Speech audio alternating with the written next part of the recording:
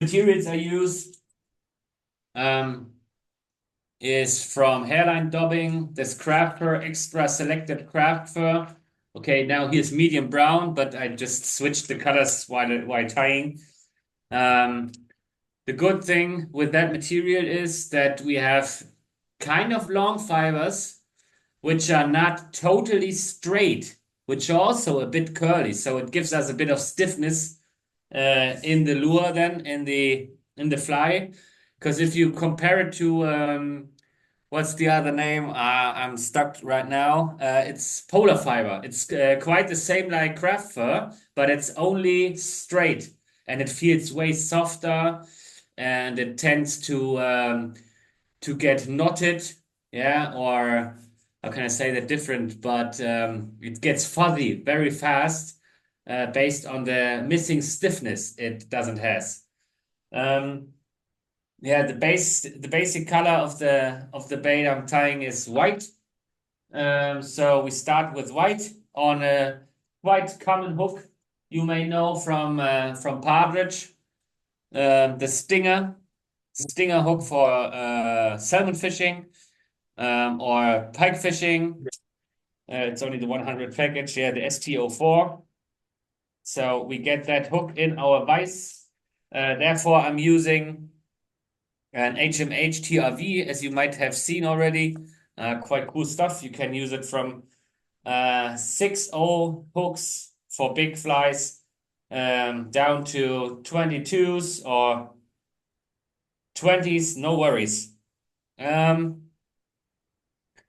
cool thing on that hook is here we have a slightly bent hook eye to the top. So it gives us a nice keeling effect of the fly and it won't turn upside down. It will just keel perfectly and the fly will always swim straight. As thread, I'm using a NanoSilk 50 denier. Um, Yeah, that's the strongest thread in my opinion for fly tying in several diameters. I don't use it for dry flies or nymphs, but streamers and stuff where you need pressure on the hook shank. Of course, you use artificial materials, synthetic materials. Therefore, that stuff is really, really good. So we need now a nice thread base. And as you can see, the smaller the fly, the closer I get with the camera. Nice thread base. And then I take my knife, cut it off, throw that stuff in the bin. And now I'm switching cameras again just to show you how I pick the material. There you have the crab fur. Nice and soft. I just brush it so that we have the fibers in one direction. Then I take my scissor and then I just get a small amount. As you can see, it's only small amounts which I take here. A small amount of material and cut it straight at the bottom of the fur so that we don't lose any materials. And the next step is to use my flip tool. I will tell you something about the flip tool in a few minutes, but I first need to get out the underfluff here of my material. And therefore, I just hold the longer fibers in my hand, which I want to have for the tail section, and pull the underfluff out. And I don't throw it away now. I put it on my flip tool as main body. So I'm really trying to use all the fibers I paid for. Yeah, I would say. Now we have the tail here. Switch cameras. And the tail we can easily, it's way, way too long for that short fly. So we can easily hold our fibers in our hand and then we separate them again by pulling out the longer ones and then aligning them by tapering them a bit to a fluffier tail. Yeah, a shorter and fluffier tail. These fibers are too long for me.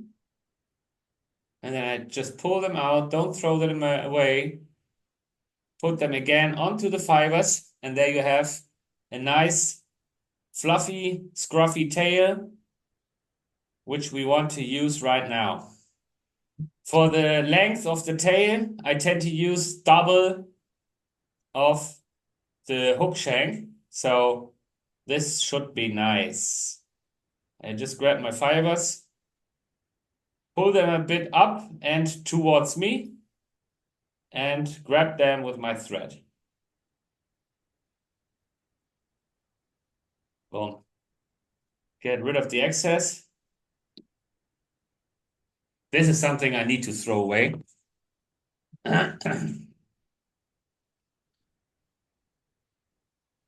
So now here comes our lateral scale and slim as sideline. I just need one fiber of it.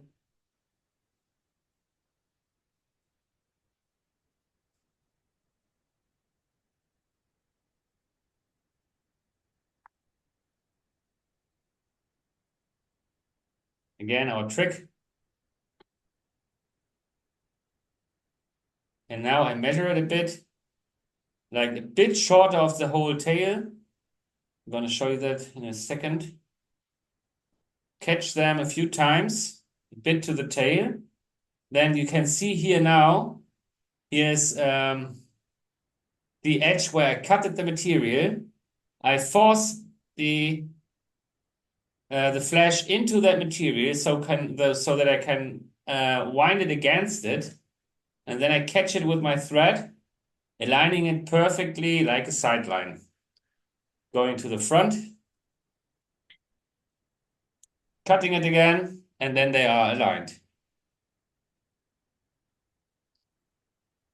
Now we need to go back again until we can catch the flash here in the end of our tying section so that we can prevent tailing a bit more.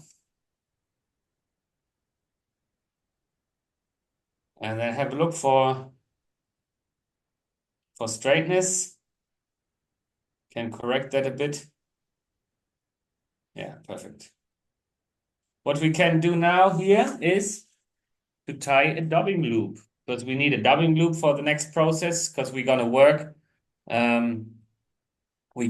with materials here. We mix, we blend, and we taper at the same time in that tool to grab it with a material clip then and put it in a loop. So back to the vise. And then we're gonna do a loop like everybody knows how to do a loop. And it doesn't need to be big. 1, 2, 3 around the loop. Then it's nice and close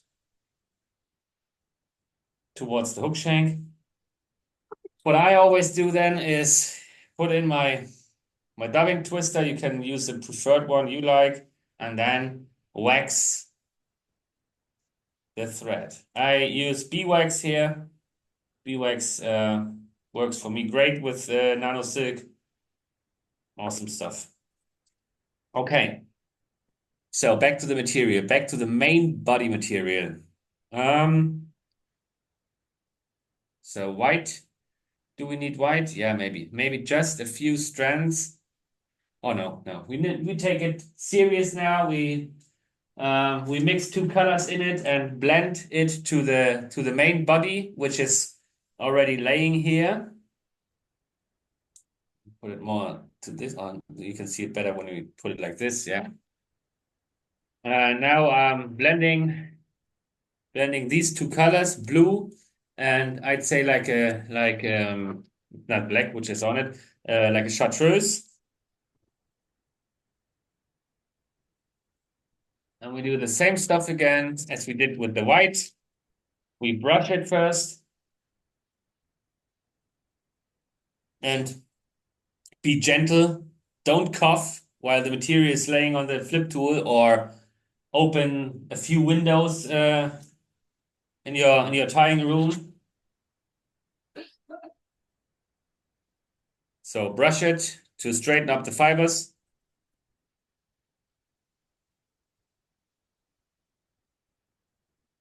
And again, a very less amount. It's curious. It's very interesting with which kind of material amount we use and create a fly which is quite fluffy and bulky at the same time.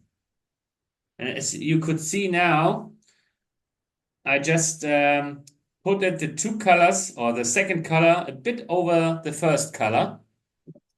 And then we have here longer fibers. The longer fibers, the longest, I'm going to pull out and put them on the white, like as a tail. Yeah, and the shorter ones on the main body material, on the inner body material, the fluff, which creates our volume. And now the last color, the blue. Again, a very less amount of it, a very small amount of it. And always go to the bottom of the fur to not lose any material, to not throw away material which you normally could use, or which you normally can use. So again, the blue a bit over the green, or the chartreuse here in this case. And then we have a very huge amount of long fibers. We can easily put them as tail on here. But what I always tend to do is just make the head a bit more fluffy. And therefore, we just cut them in half.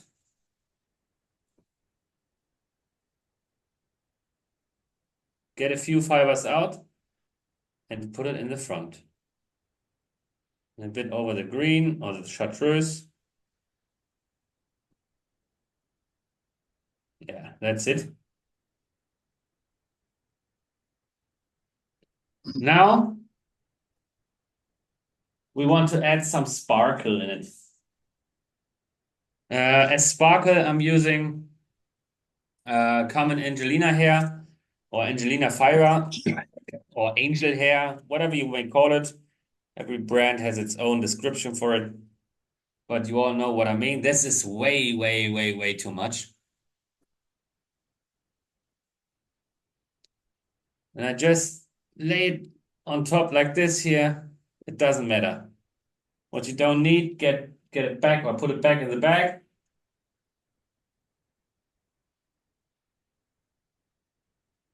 Get rid of that stuff on your table. And then you just simply close the flip tool, get it in your hands, flip that side over, and then you are free and you have access for, where is it? My material clamp. And then you use your material clamp.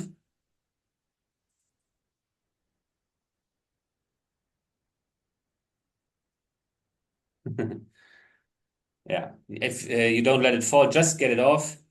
And then what's really important, we taper the underbody as well. Here is the head, it will be blue, and here's the butt section. So we need inner fibers in the fly on the butt sections, which are a bit longer, because we want to have a shape which is a bit fatter here, and a shape which is a bit slimmer in the head section. So we just get our scissors and trim a V shape, as you can see here.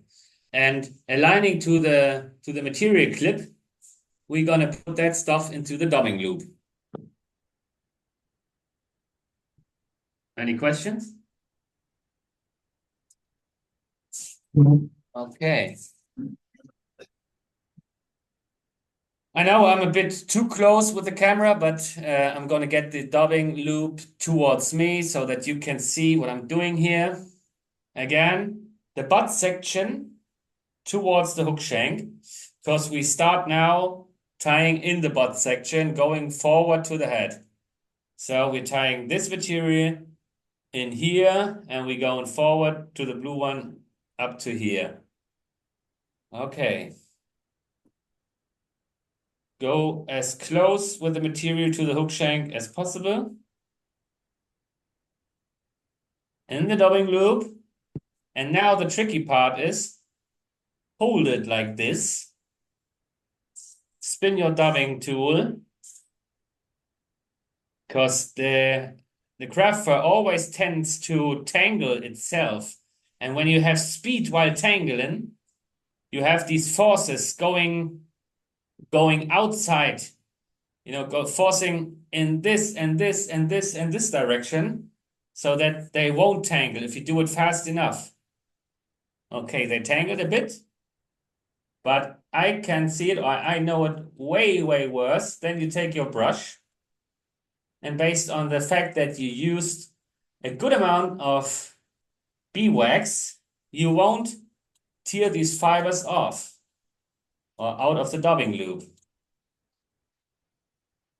And now you can see it's already blending quite nice. The colors are fading, white, chartreuse, and blue. And now you just need to get the materials in one direction. And what I always tend to use is a heckle plier,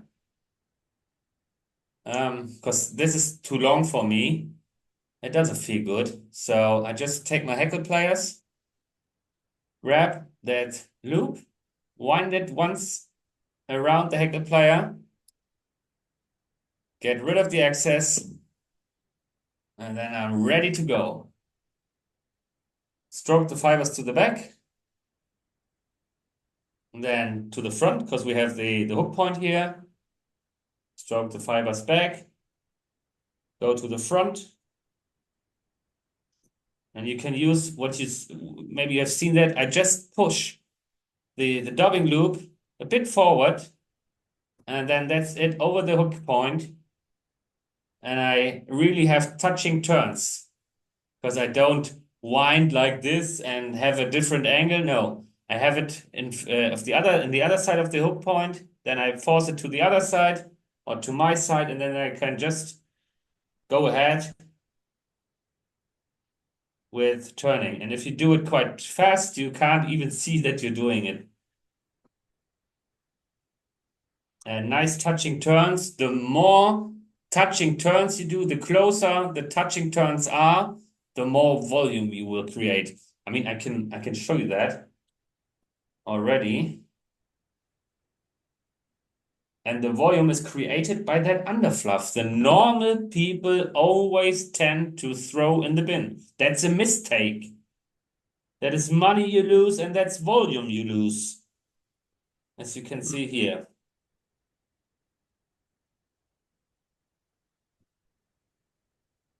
You can use whatever color you prefer.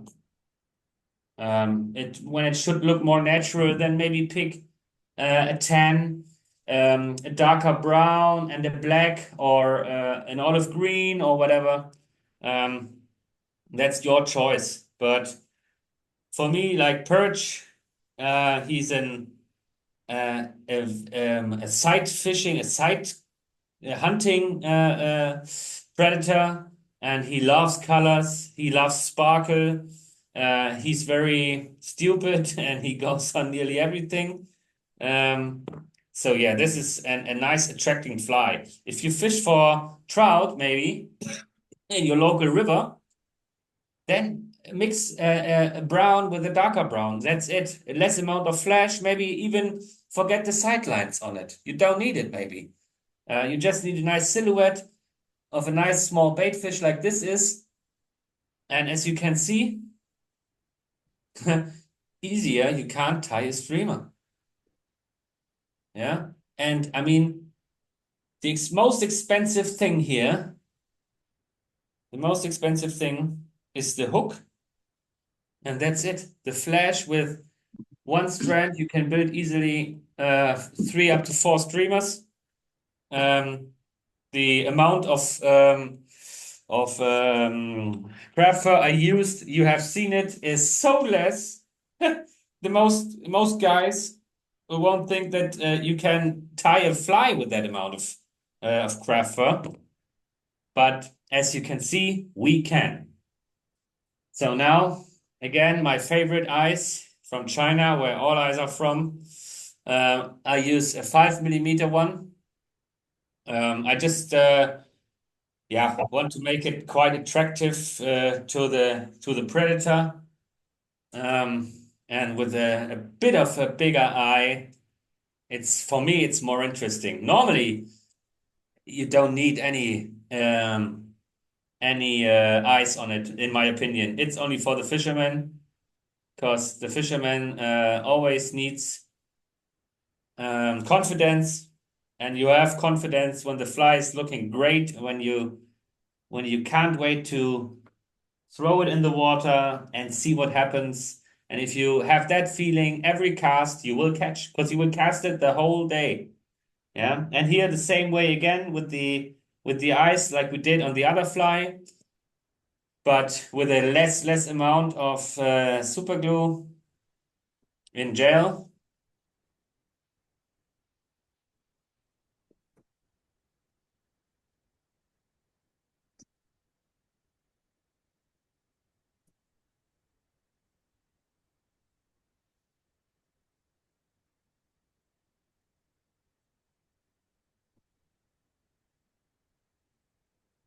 Yeah. And now we're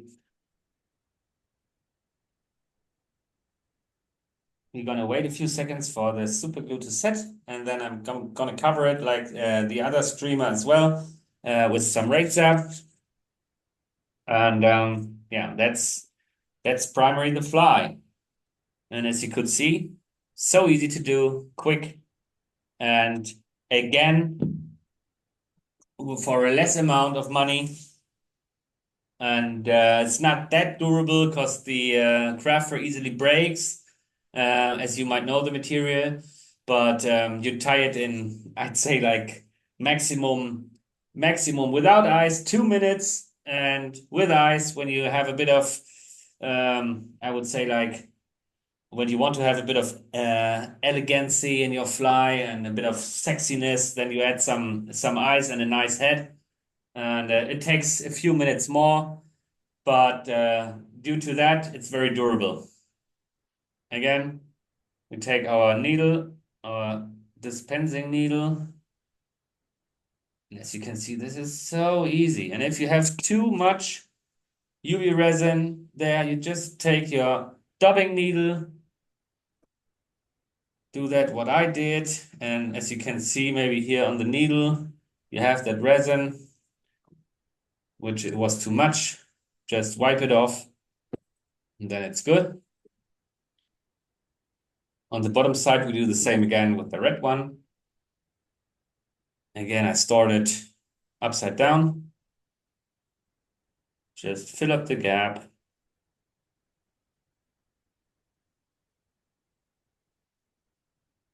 I like it. Boom. Harden it. And as you can see in the fly, it's so heavy, UV active. It's crazy. And then the throat, the red, it's my favorite color from Red Zap, the red. I tended to use a lot of orange and pink, but I ended now at the red color. For me, uh, the best color option I could pick. Yeah, and the cool thing is that the brush, you can easily, when you only use small eyes, you can easily cut the brush a bit so that the brush is a bit thinner and you can work with it a bit finer. But if you're used to it, you can also do small eyes with the bigger brush, with a normal one.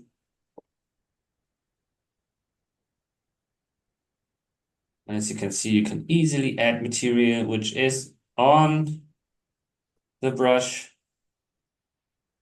and distribute it super, super perfect. And you can easily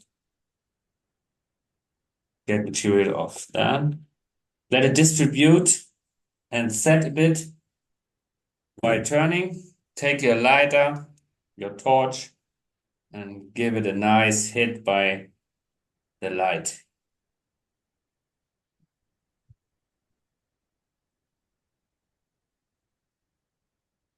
And that's the fly.